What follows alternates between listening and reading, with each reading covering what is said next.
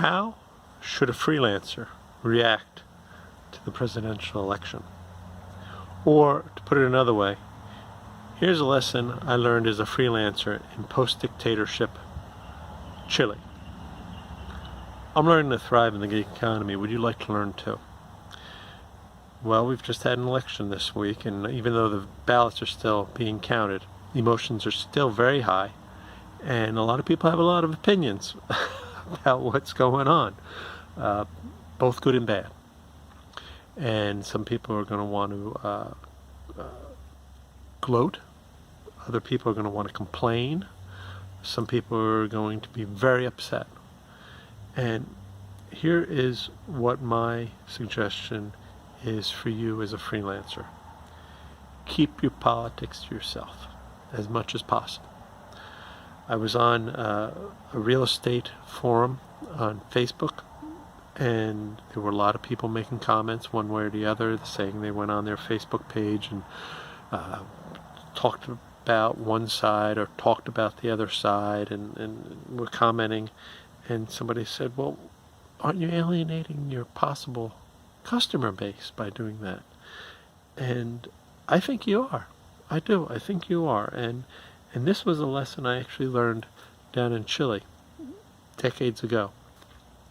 I was a freelance writer in Chile in 1993, and that was shortly after their dictatorship ended. And it was an unusual dictatorship in the sense that he actually put it up for a referendum, and he lost the referendum. So he peacefully stepped down as the head of the government. He still ran the army, though, so it was still kind of a weird situation. And the dictator, whose name was Pinochet, when he had held his referendum for whether to stay in power or not, he got 48% of the vote. That's right, 48% of the vote was to continue a dictatorship. 52% was to go back to a democracy. And this was right after Clinton had gotten elected in the United States. And the people that supported Pinochet would always be quick to remind us that Pinochet got a higher percentage of the vote than Clinton got in the United States, because Clinton ended up, I think, about 43% in that first election. But definitely, he was a minority president in that sense. As a freelancer, I did some work for a language school, and most of my students were businessmen, salespeople, people who had a high level of English and just wanted to improve it. So they needed a native speaker. And as time went by, I started getting a lot of requests to work with people. And at first I thought, well, it's because I'm a really good teacher, you know?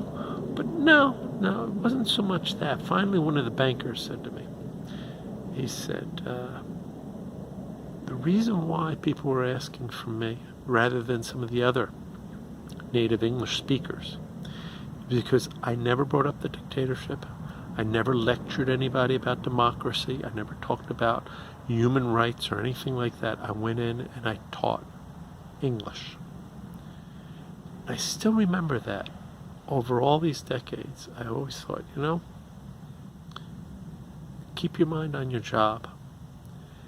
Unless you're getting paid to write a political ad, unless you get paid to do political social media, don't bother. Don't bother. Nobody needs your opinion on any of this. And I would even leave it off social media. Now, I do post some things on social media. I've posted some things about freedom of speech, because I'm a freedom of speech person. And, you know, as a journalist, you should be for freedom of speech. It shouldn't be controversial if you're a journalist. But otherwise, I don't really want to deal with politics on my social media. I don't deal with politics with my clients. I kind of keep it to myself. Why? Because I might be alienating them. And, you know, here's the thing.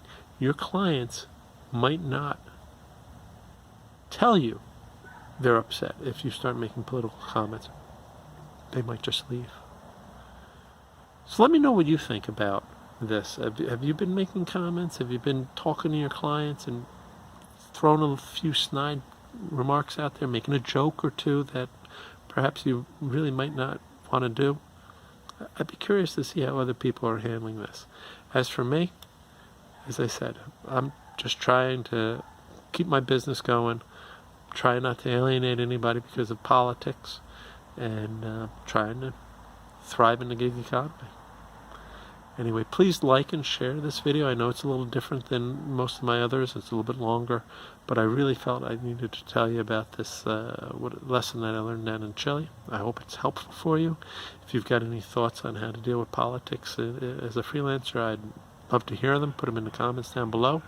Otherwise, talk to you next week.